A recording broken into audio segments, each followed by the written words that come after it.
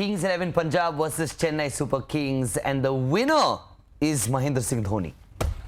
What a knock. I mean, obviously they did lose the match by 5 runs. Kings 11 Punjab won the game, changed the formula today. It looks like the whole toss thing isn't really the factor, but great game, Zach and Joyda. Oh, absolutely, amazing game. It's heart-stopping, and how he can still at this age, after so many years, instill so much fear into the bowler. See, every time they up the ante, 45, 47, now 55, and they were that close. I mean, they were literally 5 runs short. 5 runs. It's actually just 2 inches short. If that ball had teams just can't relax now against CSK. Any day, doesn't matter what the situation is, whether they score 140 batting first or you give them 220. I think you just can't relax against them. As simple as that. I think again and again, 3 matches in a row. Like you cannot. They just know how to close on games. Like even today, 2 overs, 36 needed, and to come so close. It's just unbelievable. I think just the calmness which MS brings to the table, and tonight was certainly vintage Dhoni. Amazing. I think just the striking was unbelievable. He was just looking very calm, like how we've seen Dhoni create that kind of fear, creating that kind of pressure where bowler starts committing errors. It was just superb. For me, it was like literally this game was won by 2 inches. The 2 inches of Mohit Sharma's that third ball that stayed within the line. 2 inches out, that goes for a wide. He whacks the next one for a 6, and it's over. No, and the funny thing is, people have been saying, oh, he's slow, he's not taking off. But every time somebody says MS Dhoni can't finish, he just comes back and starts something new altogether, right? He's one of the best finishers. I mean, there is no doubt about it. And we've spoken about Chris Gayle also earlier in the match, and it's the same way. Like whenever Chris Gayle is on strike, it doesn't matter at what stage he's batting. It doesn't matter what age he's at. I think it's just the sheer presence of a guy. I think and similarly with MS as well. He's known to close on the games. He's known to just push the games further and further and create that kind of scenario and situation for bowlers to make mistakes. Under pressure, people make mistakes, and that's what he's so good with. And again, once again, he came so close in today's game as well. I'm going to ask this question, just very polite, just throwing it in. That's all. Do you think he left it for a little too late? He always everyone says that they leave it for a little too late. Last 2 matches, people on commentary have said, oh, they left it for too late, and they finished it. So if you look at it, finally he brought the match to a winnable situation. Yeah, true. So if you've brought it to a winnable situation, that means you haven't left it too late. Then odds could go either way. But the fact of the matter is, it's stupid to say that he could have smashed 2 more 6s early before.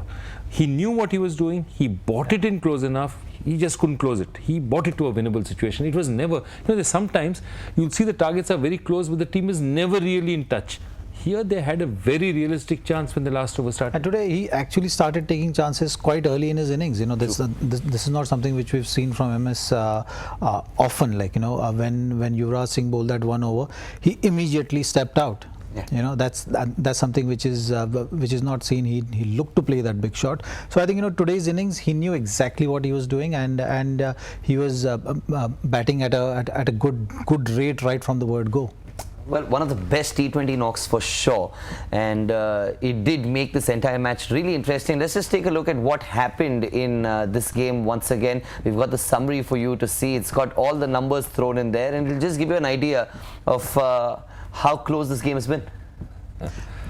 It has been a great game. I think it's been a great game to watch. Also, just the kind of build-up which CSK had, the way they started the innings, and especially Ambati Rayudu's innings as well. It was unfortunate that he got run out at that stage.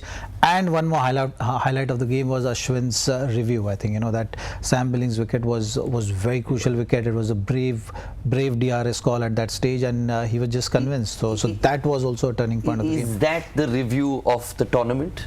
so far the review of the tournament. Also, I would say look at what he's done with this entire innings. Look at Ashwin. He's taken a crucial wicket. Sam Billings, good review, smart review as a captain. He's called it well.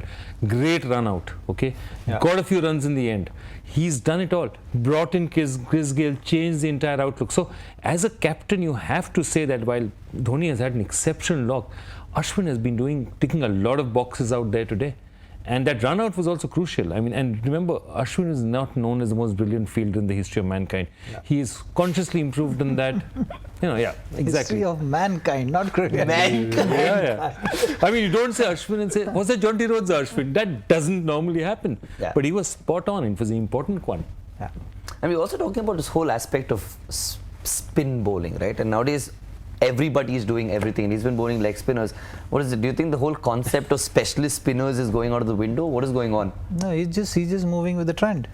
The trend is leg spinners, so he's made sure that he's adding that to his armory. But look, he's always been a great thinker of the game, and is someone who is not shy of experimenting. Like he's if he feels that he can back it, if he feels that the T20 format is moving that way, where off spinners need to add something, and if that means that they have to learn to bowl leg spin as well, why not? That was an interesting one. The last previous match, he was actually bowling off spin and then slipping in a couple of leg spinners.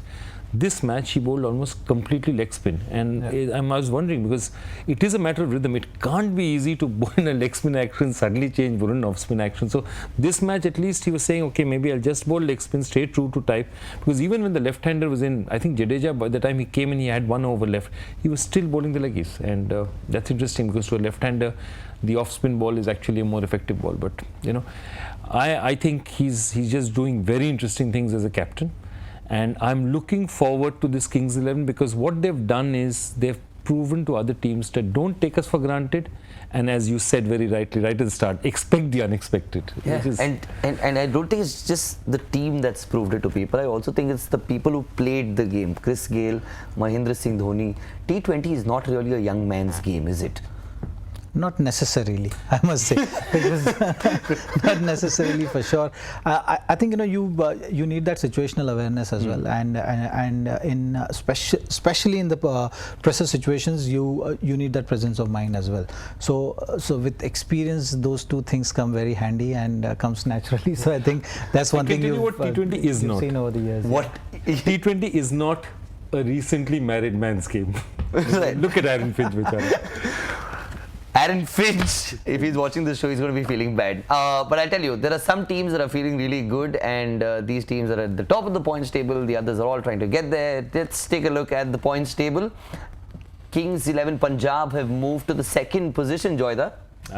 And they're doing pretty well out there. CSK is still there. Rajasthan is still there. I think at this point in time, RCB, the slight doubts would have started creeping in, especially because they played a couple at home. MI, of course, definitely, but MI, God knows what magic MI does. Suddenly they'll wake up and start winning a lot of games. DD, in fact, though they're down there, they'd be actually quite happy. The fact that they've won their first one, it makes a difference for them. I think DD would be really happy at the way they've won. It's looking a very, very open table to me. It's looking the only team which is looking that it's going to consolidate its spot is Sunrisers Hyderabad. I think the 3 out of 3 wins is something which they should be very happy with, and now we are entering that phase of the tournament also, where you'll see that this table changing every day, because very soon MI will be playing RCB at home. So I think that will also be a deciding factor, and one team is going to just get ahead of the other, and you'll see a lot of shuffling in the table as well. Well, talking about shuffling, every day there are new games. Teams keep making changes. Like, for example, tomorrow we have a very interesting game. It's the first time Gautam Gambhir is going to be playing in Kolkata, but with another team. He's going to be playing with Delhi Daredevils. So they're going to be playing KKR tomorrow. That is the fixture. We're going to be bringing that to you here on Cricbuzz. And, we're talking about shuffling.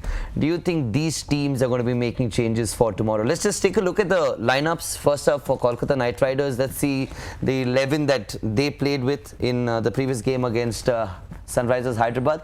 Do you think there's going to be changes there? Looks unlikely, I think, to me, because if you look at it, the last game they made those couple of changes, the KKR I'm talking about, and Mitchell Johnson came back. They actually made 3 changes. Shubman Gill came in for Rinku Singh, and Shubman Gill also walked in the side. So I think what you will see in terms of shuffling is the batting order, because last match they should have started with Narain, but they didn't, and Uthappa opened the battings.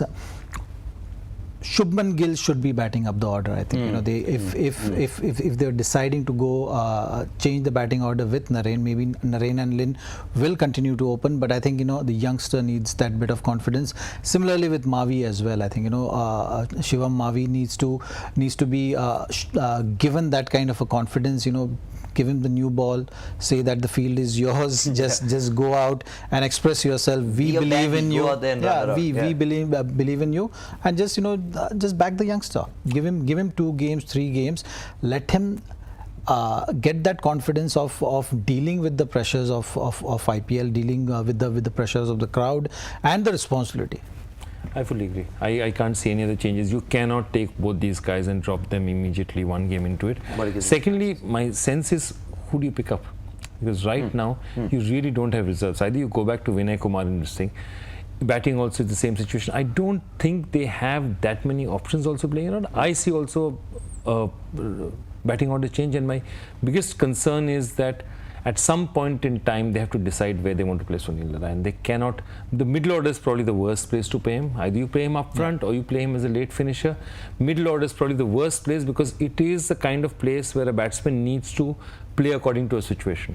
Right. Sunil Narine, at the end of the day, is a great hitter, but he's a one-dimensional player. Yeah, he doesn't care. Yeah. So you cannot tell him that, okay, now go and the situation is 15 for 2, so play out a bit and then whack it. He can't do that. Yeah. So you cannot play him in the middle order. That's the wrong place to play. Let's take a look at the Delhi Daredevils lineup as well. They had, you think they're going to be making some changes as well? One possible change which I see it coming is Chris Morris coming back in place of Dan Christian, I guess. That will really strengthen the bowling as well. Looking at Eden's wicket certainly helps the fast bowlers. That extra bounce is also there. So someone like Chris Morris coming back in the side should certainly boost the team. Apart from that, I don't see any tinkering with the winning combination. Jason Roy obviously had a great match. And if Roy doesn't do well in Calcutta, where will he do well? Gautam Gambhir, he's also a man who I assume he's going to go out there saying, Dikha dunga. I have a point to prove. Come what may, he's going to be Gambhir. He's going to be Gambhir, yeah. And because it's KKR, he's going to be extra Gambhir. Yeah, exactly. He's going to be extra Gambhir or what? Yeah. I remember the last time a former captain came back to play in Kolkata, and that was 5th of May 2012. And Sourav Ganguly came for the Pune Warriors. And normally the whole of Eden Gardens is a sea of purple. And here half of it was purple and half of it was Pune blue. Right. And it was quite a crazy thing. Now I don't think it's quite the same thing. It's not going to be that polarized, I guess. It's not going to be that polarized again. But what you are going to see is that he will have a point to prove. Remember 2 more things. Shami knows this pitch like the back of his hand. He plays Ranji Trophy cricket for Bengal. And Trent Bolt played here last year. So their fast bowlers know these conditions just as well. And therefore, this is going to be a tight match. And also, I remember in 2012 when, as I said, Gautam Gambhir came back to Calcutta after he won. The first thing he said when he got off the flight and got the mic was, Ami Kolkata Chele, which means I'm the son of Calcutta. That's it? Sold? So it was sold. They were sold, and now he's going to come back and probably say the same line again and just get all the support going. I don't think there's a better line than that, right? There isn't a better line than that, but yeah, it's going to be fascinating because he has a point to prove, and whatever it is, there will be, there's a lot of respect on both sides and all that, but there will be an edge to the contest. There will be an edge. Definitely. So overall, it's been a good day. Nice meeting you all. Thank you very much for making my life the table easy. as well before you go. Yes, of course. I'm going to hug that table. One thing before we close is the answer to the joy factor. We asked this question about 15 hours ago. And people have sent a lot of answers. Let's take a look at that question. We have an answer. We have a winner. We do. Yeah. We'll just take a look at that question again. Though this ended in May 2016, there's another version that continued in 2018 and finally ended in the ground where it started almost 10 years later. What am I talking about? I am talking about something that ended in Mohali today. Finally, after after almost 10 years, what happened? Suresh Raina did not play a match for CSK. And though the streak had actually, his streak of consecutive IPL matches had continued with the Gujarat Lions, and then he had taken leave for his child was being born in Amsterdam. He had taken leave, so he wasn't even injured then. But that he missed a Gujarat Lions match. He had never missed a CSK match, and this is the CSK match that he's first missed.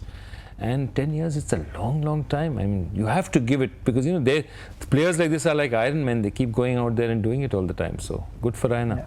15 hours ago, we asked you this question and you waited for this answer, which I also think is a very long time. So we also need to give it to you. Who is the winner? Who sent in the right answer? Let's take a look. Please flash that on our screen. Fastest answer. Devansh Agarwal, 111. Obviously, he's going to come number one. He's got 3 ones out there. Devansh has also obviously got to answer it. Congratulations, Devansh. Well done.